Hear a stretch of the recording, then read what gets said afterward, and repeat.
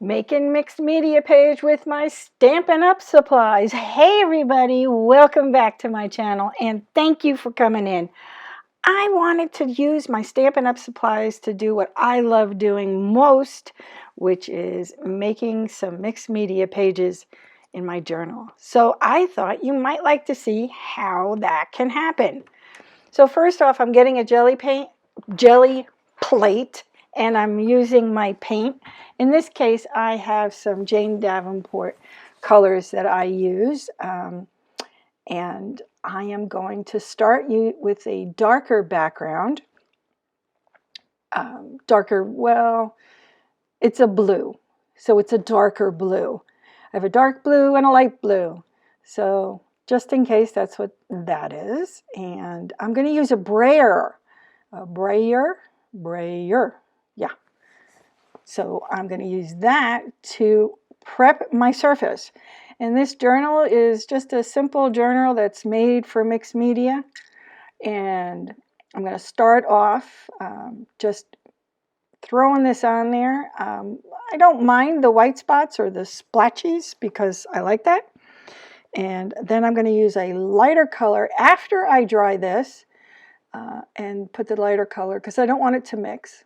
And if you notice, I take my jelly plate and I take off the remaining paint by pressing it into the medium. The paper. Excuse me. I do this several times. Now, I sped this up because it takes me several hours and then I get interrupted or I have to do something else or I got to go find something. So everything is sped up for your pleasure. I don't think you want to sit and watch an hour-long video or even a 2-hour-long video. I think it turned out to be an hour and a half. Excuse me again. All right, and everything gets dried. I do the layers several times because of wanting something. And I am having trouble on my left-hand side because that is the side that doesn't have anything to press on against. So it's pretty lopsided.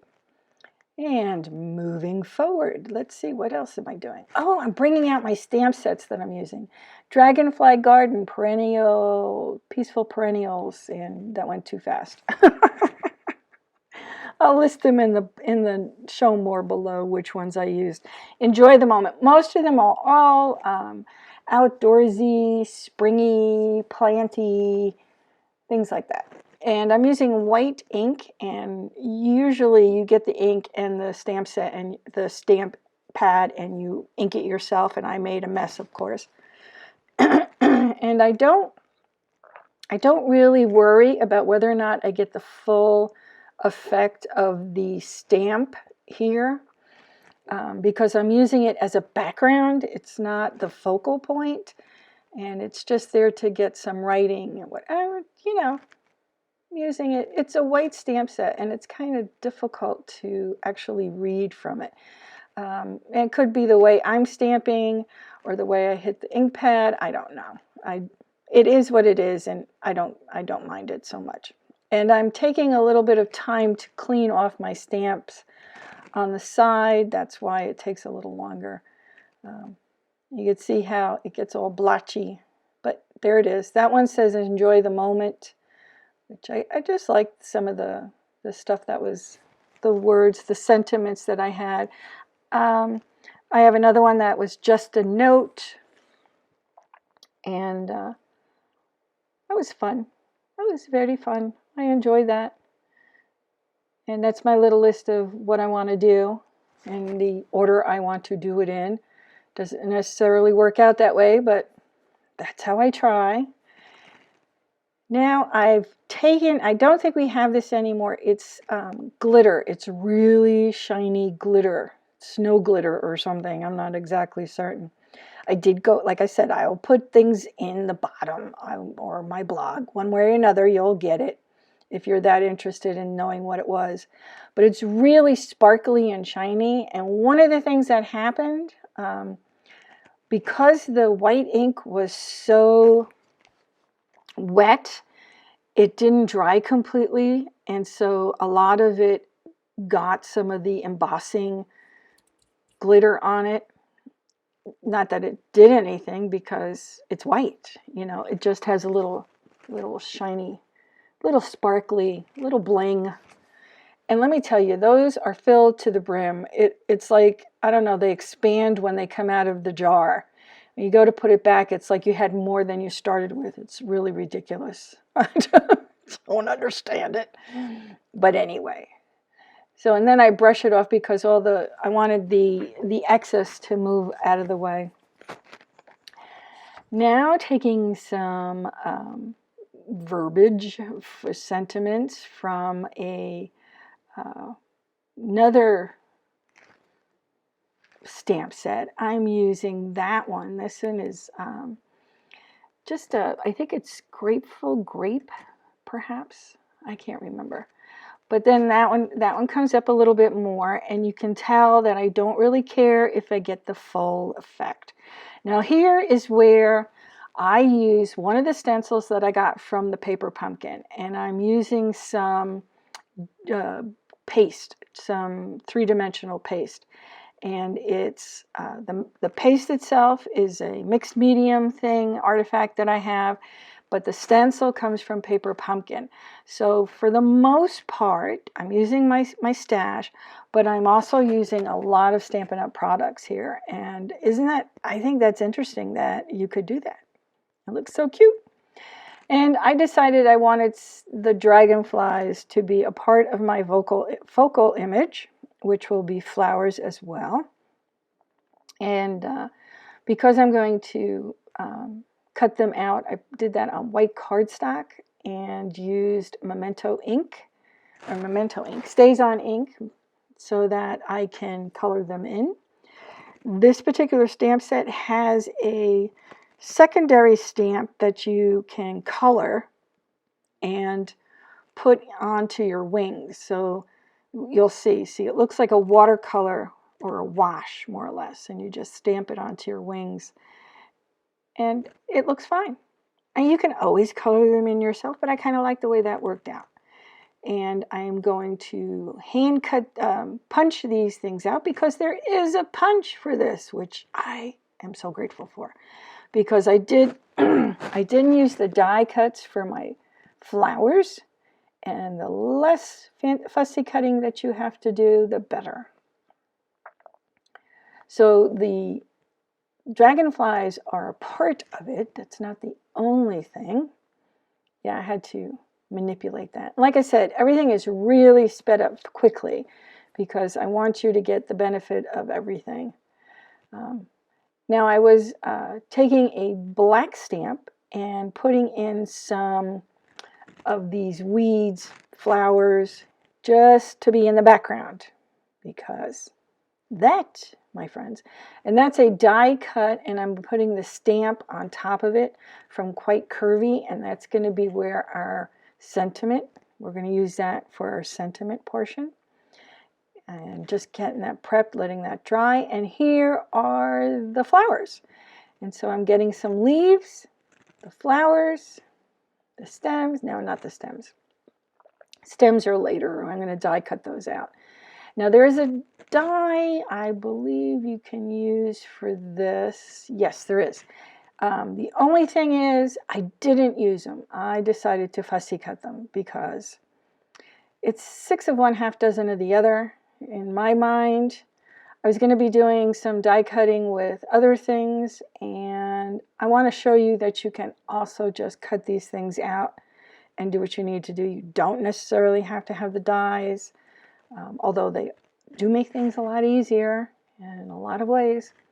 So using some of the black Stays On ink to provide some nice little centers, as that makes it pop so well. There is you could die cut out the centers, but enough is enough. You know what I'm saying? You just want to have fun. And that's what I did. I just had fun with this. I did what I wanted to do, and there's no rhyme or reason. It's just a nice little journal page, an art page, whatever you want to call it. So you could see I made an S, a mistake on that one, but you know, with those clear stamps, you can go right back on again. And putting those little inserts inside the centers are so fun. Now I'm outlining these. The only issue was, even though I took my time to outline them, although they're going really fast right now, it wasn't enough in my mind. When I looked at it, I wasn't happy enough, and you'll see what I do at the end, near the end, to make them look a little bit more dimensional.